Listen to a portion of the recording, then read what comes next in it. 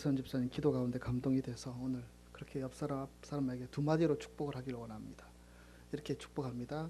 하나님께서 이 아름다운 가을을 당신에게 주셨습니다. 하나님은 진심으로 당신을 사랑하십니다. 하실 수 있겠어요? 예. 하나님은 이 아름다운 가을을 당신에게 주셨습니다. 하나님은 진심으로. 앞에 뒤에 계신 분 서로 인사하며 교제하기를 원합니다. 예.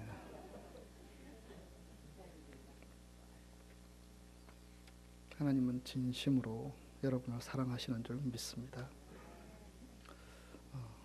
서머나라는 도시는 지금의 터키 땅 소아시아 지역에 위치한 도시입니다.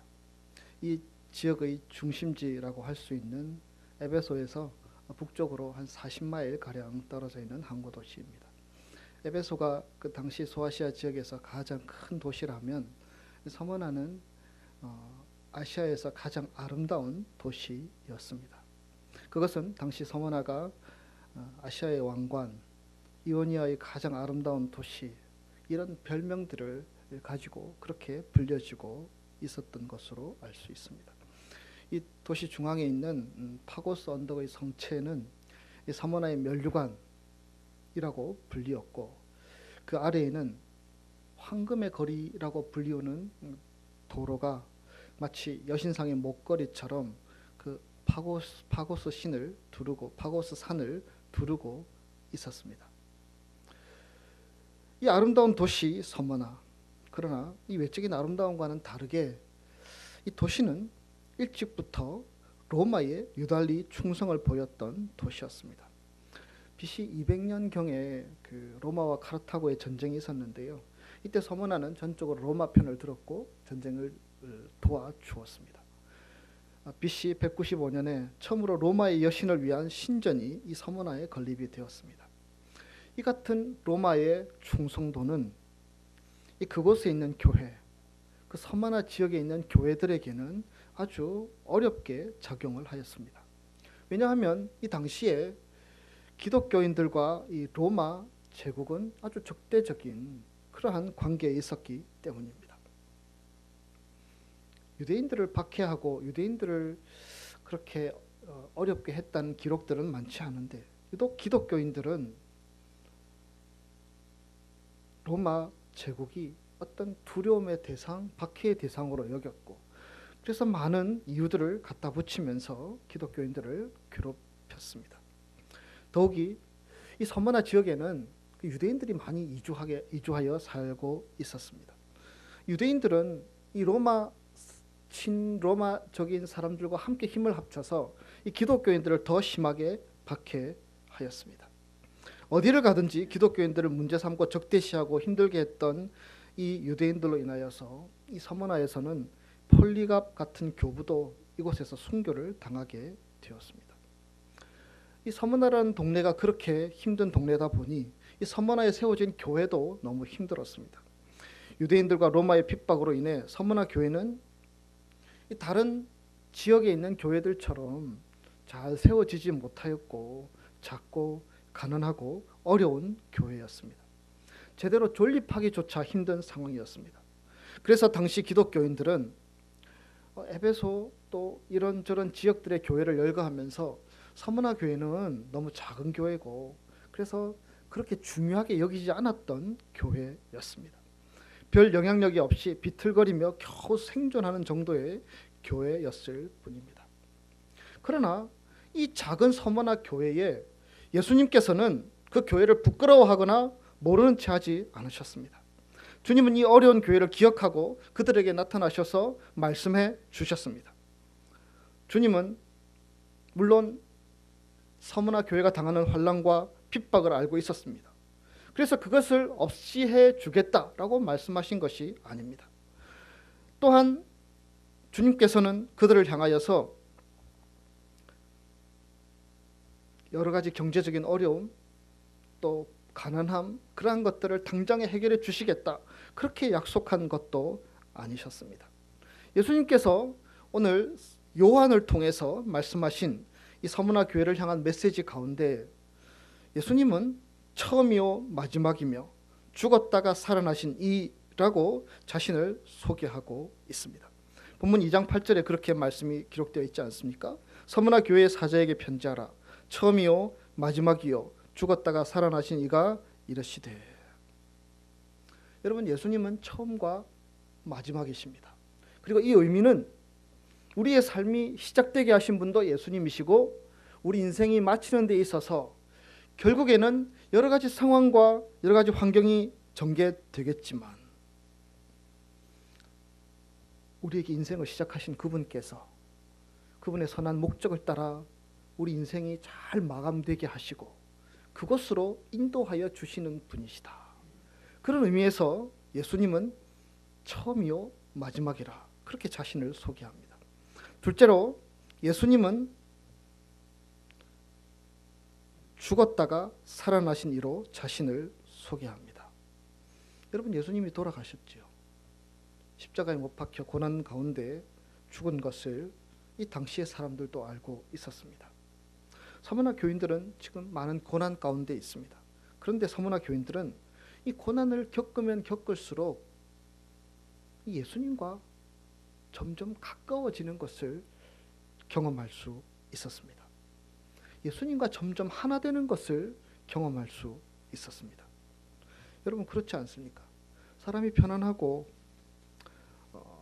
또 별 어려움 없이 살아갈 때에는 천국도 먼 얘기 같고 세상만 다 좋아 보이고 그리고 예수님에 대한 간절함도 우리가 부족해지지 않습니까?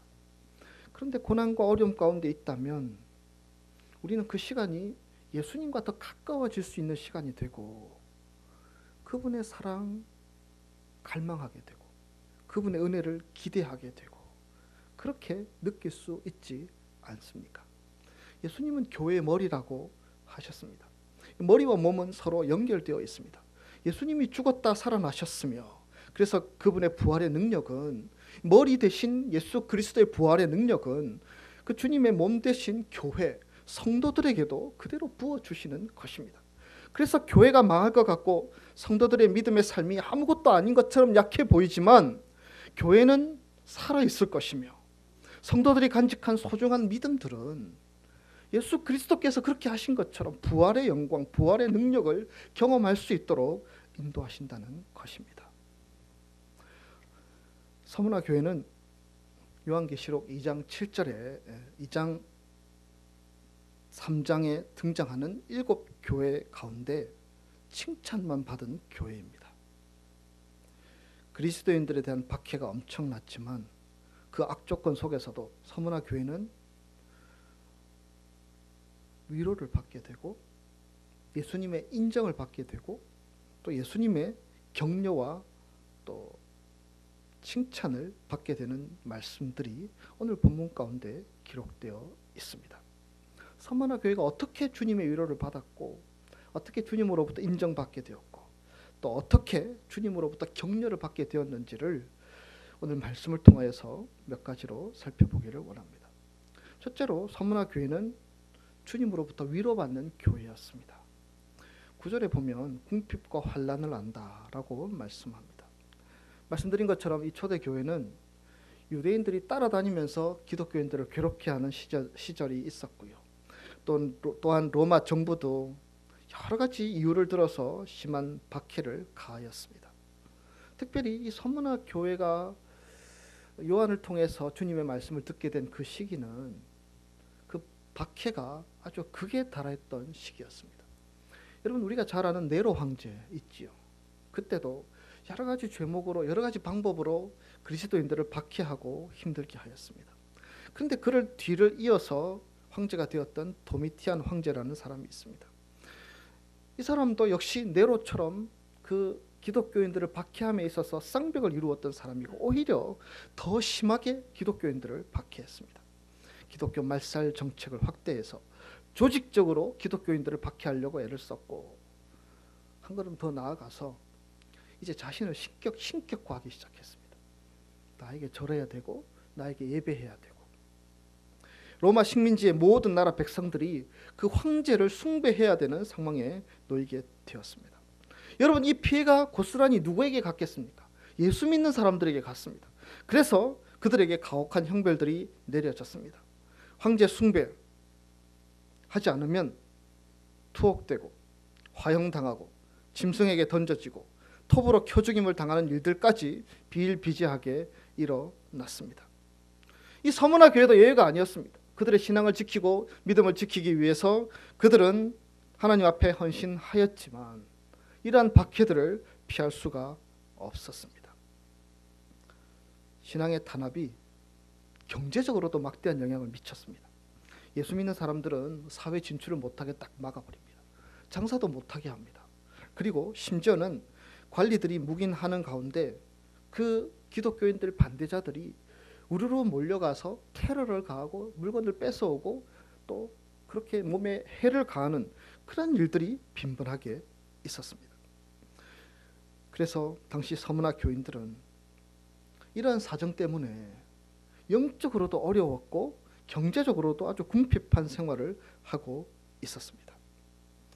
그런데 10절을 보면 예수님은 이미 이들의 환난을 당하고 있다는 사실을 알고 있다. 그렇게 말씀하고 있습니다. 사람들이 신앙생활을 열심히 하지 않았을 때 혹여나 어려운 일이 생기면 하나님께서 나로 더 믿음 생활 열심히 하라고 주신 기회구나, 그런 마음들을 가지는 분들이 있습니다. 어떤 어려운 일이 생기거나 육체적인 질병이 있거나 또 마음의 상처가 있을 때 내가 더 하나님을 잘 섬겨야지, 하나님께서 내게 주신 기회야 라고 생각하면서 그래서 다시 한번 자신을 새롭게 하는 분들을 종종 보게 됩니다. 그런데 내가 신앙생활을 잘하고 있는데, 내가 남들보다 충성하고 헌신하고 있는데, 내가 하나님을 기쁘시게 하기 위해서 삶을 드리고 시간을 드리고 물질을 드리고 여러 가지 모습으로 봉사하고 있는데, 그런데 어려운 일이 생기고 또 삶의 무거운 짐들이 떠나지 않게 되면 사람들은 많이 혼란스러워하고 힘들어합니다. 그럴 때 이게 과연 누구 때문이냐 이렇게 원망하는 마음 갖는 것은 좋지 않습니다. 내 인생은 왜 이 모양이냐 이렇게 신세 타령하는 것도 좋지 않습니다. 복이 있니 없니 복 타령도 해서도 안 되고 팔자 타령도 해서는 안 됩니다. 오늘 본문 가운데 이 서문화 교인들은 내가 당하고 있는 크고 작은 이 모든 어려움들을 주님께서 알고 계신다라는 메시지를 듣게 됩니다. 내가 당한 환난과 궁핍을 알거니와, 예수님께서 알고 계시다는 것입니다. 10절에 10일 동안이라는 기간이 적시되어 있지요. 여러분 10이라는 숫자는 유대인들에게 있어서는 완전 숫자이고요. 환난과 고난의 적절한 시기와 때가 있고 그 시기가 지나면 환난이 그치고 또 평안이 찾아오게 될 것을 약속하는 메시지가 담겨 있습니다. 환난의 때가 우리에게 있지만 그 때가 마칠 때가 있고, 그리고 그 환난의 과정들을 우리 주님은 알고 계신다. 공중의 참새도 하나님께서 허락하지 않으시면 결코 땅에 떨어지지 않는다는 말씀이 있지 않습니까? 하물며 예수의 피로 값주고 사신 저와 여러분의 삶 가운데 하나님이 허락하심 없이 어떻게 우리의 삶이 무너지고 망가지고 우리의 삶이 어려움이 지속될 수 있겠습니까? 어려움이 있을 때마다 하나님께서는 우리에게 그 어려움의 시기들을 통하여 주시고자 하는 메시지들이 있고, 그 어려움의 시기들을 통하여서 우리로 깨닫게 하기를 원하시는 하나님의 뜻이 있다라는 사실을 알기를 원하십니다. 그리고 10일이 지나면, 그 고난의 시기가 지나면 하나님의 평안이 분명 우리에게 찾아올 것입니다. 그러나 그보다 더 중요한 것은 우리가 지금 환난을 당하고 고통을 당하는 그것을 주님께서 알고 계시다는 사실입니다. 9절의 말씀의 목적어를 빼버리면 내가 아노라, 내가 너희들의 형편과 사정을 아노라 라고 말씀하십니다. 여기서 내가 누구입니까? 예수 그리스도이십니다. 예수님이 알고 계시다고 말씀하십니다. 여러분 예수님이 누구이십니까? 우리가 말씀의 서두에 말씀을 나누었죠. 시작과 끝, 처음과 마지막이 되시는 분, 우리에게 인생을 주시고 그리고 우리 인생이 마감될 그 시점들을 알고 계셔서 선한 길로 인도하고 계시고 그곳에서 우리와 만나 주실 그 주님, 그 주님이 우리에게 말씀하십니다. 내가 아노라. 여러분, 그 주님이 누구이십니까? 죽었다가 살아나신 분. 죽음이라는 것은 인간의 가장 절망적인 상태를 나타내는 말씀이 아닙니까? 역사를 시작하시고 역사를 종결지으시는 주님. 우리의 삶 가운데 죽음과 같은 그러한 일들이 벌어지고 있을 수 있지만 예수님께서는 죽었다가 살아나신 부활의 능력으로, 부활의 은혜로 저와 여러분과 함께하여 주실 것이며 그러한 영광에 참여하도록 우리를 인도하여 주신다는 것입니다. 그분이 말씀하십니다. 내가 아노라. 서문화 교인들은 이 주님의 말씀으로 인하여 위로를 받았습니다. 처음과 마지막에 되신 주님, 죽었다가 살아나신 주님께서 우리의 형편과 처지를 알고 계신다. 이 말씀으로 인하여서 서문화 교회 성도들은 위로를 받을 수가 있었습니다.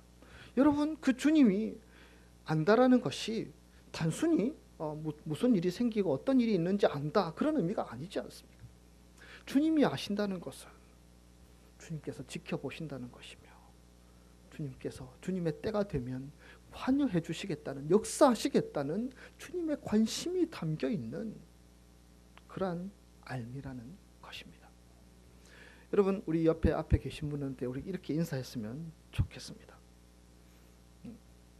생략할 것은 생략하고요. 당신의 사정, 형편을 예수님이 아십니다. 그런데 예수님이 당신을 알고 계십니다. 이렇게 옆 사람에게 인사하기를 원합니다. 축복하기를 원합니다. 예수님은 당신을 알고 계십니다. 예수님은 당신을 알고 계십니다.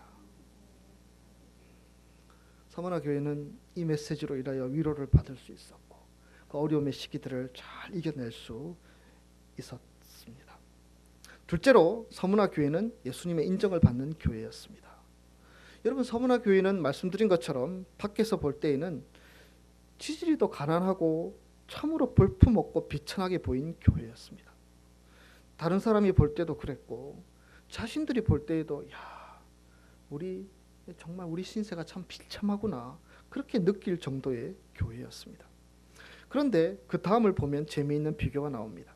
자칭 유대인이라는 자들을 사단의 회당이라고 말씀하셨습니다. 자칭 유대인들이 말끝마다 율법을 말하고 하나님을 찾고 또 종교적인 행위를 보이는 그 유대인들이 겉으로는 신실한 것 같은데, 그러나 율법에 매이는 그 유대인들이 이 그리스도인들을 비방하고 또 그리스도인들을 핍박하고 있습니다. 그러나 그것들 두려워할 필요가 없다라고 말씀하고 있습니다. 그러면서 하시는 말씀이 서문화 교회는 부요한 교회다.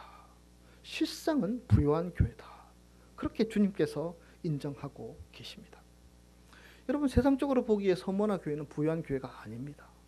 그러면 왜 서문화 교회를 향하여서 예수님이 너희는 실상 부요하다라고 말씀하셨겠습니까?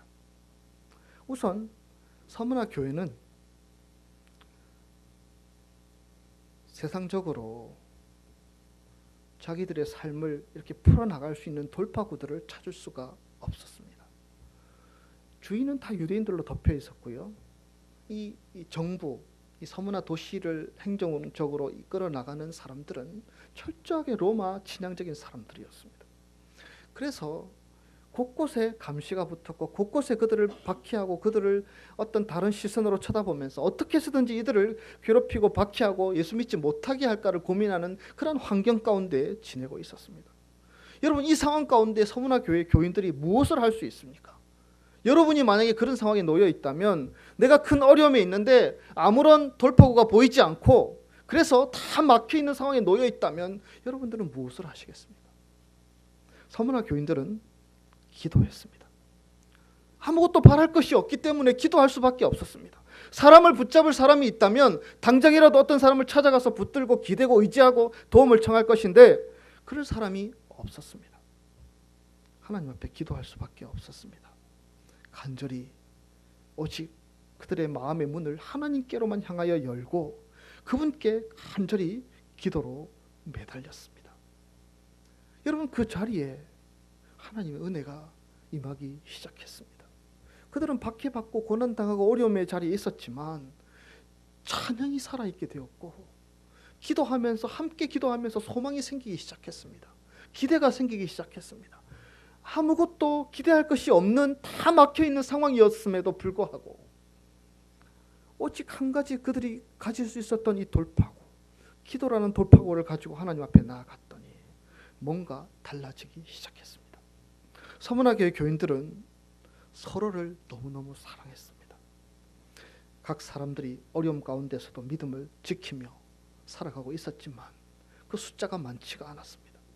그래서 오늘 누가 한 사람이 잡혀가면 또 그 사람의 빈자리를 또 쳐다보며 기도할 수밖에 없었습니다. 그래서 한 사람 한 사람이 너무나 소중하고 귀하였습니다. 함께 예배드리는 한 사람 한 사람을 서로 신뢰하면서 사랑을 나누면서, 그리고 저 사람도 이 박해와 어려움 가운데 이렇게 꿋꿋하게 하나님 의지하고 나아가고 있는데 나도 내 믿음 지켜야지, 이렇게 서로가 위로가 되고 서로 힘이 될 수 있었습니다. 그런데 어떻게 그 교인들끼리 사랑하지 않을 수 있겠습니까? 쉽게 변절하고 교회를 떠나버리는 사람들이 가끔 있었지만 서문화교회 교인들은 서로를 신뢰하면서 서로를 보며 서로에게 격려가 되고 힘이 되며 그들의 믿음의 자리를 지켜 나갈 수 있었습니다. 그러다 보니까 하나님과 서문화 교인들 사이에 막혀있는 것들은 다 사라져버리게 되었습니다. 그들은 돈도 없었고 영향력도 없었고 할 수 있는 것들도 많지 않았지만 그들은 말로 다 할 수 없는 이 하나님의 놀라운 은혜, 하나님만이 내려주실 수 있는 은혜를 경험하며 살 수 있었습니다. 이것이 믿음에 부요한 것이요, 진리 안에 부요한 것이 아니고 무엇이겠습니까? 이 세상에 다 갖추고 살아가는 사람들은 없지요. 그래서 우리의 부족함과 연약함을 가지고 풍성하신 하나님께 우리가 기도하며 살아가고 있지 않습니까? 그런데 우리의 기도의 제목 가운데 또 빠지지 말아야 할 것은, 우리가 지금 당장 필요한 것, 부족한 것을 놓고 기도하며 간구해야 되겠지만 더 소중한 것은 오늘도 우리가 하나님의 은혜를 사모하여서 우리가 영적으로 고갈이 되어서 하나님의 은혜와 멀어질까를 두려워하는 마음으로 하나님, 내게 하나님의 은혜가 마르지 않는 샘과 같이 흘러넘치기를 원합니다, 이 마음으로 기도하는 자 되기를 우리 주님은 원하시는 줄 믿습니다. 세상적으로 부요한 자 된들, 우리가 하나님께 부요한 자가 아니면 그들의 삶은 무슨 의미가 있습니까? 비록 세상적으로 가난하고 어렵고 어렵게 살더라도 먼저 우리가 기도하며 사모하며 나아가야 될 그 자리는 믿음의 부요함, 하나님의 은혜의 부요함, 이것을 누리며 살아가는 자가 정말 부요한 자이며, 하나님 그러한 자들에게 또다시 우리의 삶의 답들을, 은혜들을 넘치게 베풀어 주실 줄 믿습니다. 서문화 교회 성도들은 하나님께 부요한 자였습니다. 그것으로 충분했습니다. 셋째로, 서문화 교인들은 주님으로부터 격려와 권면을 받았습니다. 여러분, 격려하고 권면하는 이유는 그 사람이 잘하고 있기 때문에, 그리고 잘할 가능성이 있기 때문에 격려하고 권면하는 것이 아닙니까? 할만하기 때문에 격려하고 권면하게 됩니다. 더 잘하라고, 더 힘을 내서 더 앞으로 잘 달려가라고, 그래서 목적하는 바를 이루고 믿음으로 승리하라고 권면하고 격려하는 것이 아닙니까? 오늘 본문 10절에 우리가 너무나 잘 아는 말씀, 이 서문화 교회 교인들을 향하여서 내가 죽도록 충성하라 라고 말씀하고 있습니다. 죽도록 충성하라, 죽을 힘을 다하여 충성하라는 얘기가 아닙니까? 여러분, 이 말씀이 무슨 말씀입니까? 이 말씀은 너희가 지금 고난 가운데 있고 어려움의 자리에 있지만 그 어려움과 고난을 해결하기 위한 인간적인 방법을 찾고자 애쓰고 힘쓰기보다는 오히려 하나님을 섬기는 일에, 주님을 섬기는 일에 최선을 다하라, 그런 말씀으로 주신 메시지입니다. 잘못된 기대와 희망은 우리를 더 악하게 만들 수 있습니다. 고난이 길어지고 또 환난이 극에 달하다 보면 여러 가지 마음들이 들게 되지요. 무조건 아무 일이 없다고 그렇게 무조건 외칠 수는 없는 것이죠. 어떻게 보면 거짓된 위안일 수 있습니다.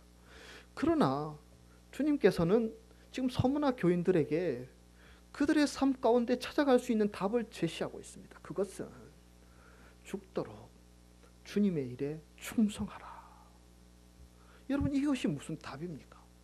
지금 내 앞가름하기도 힘든 상황인데 죽도록 충성하라. 지금 언제 어떻게 잡혀서 언제 무슨 일이 생길지 모르는 이 열악한 상황 가운데 이 죽도록 충성하라는 주님의 메시지가 그들에게 어떻게 들려왔겠습니까?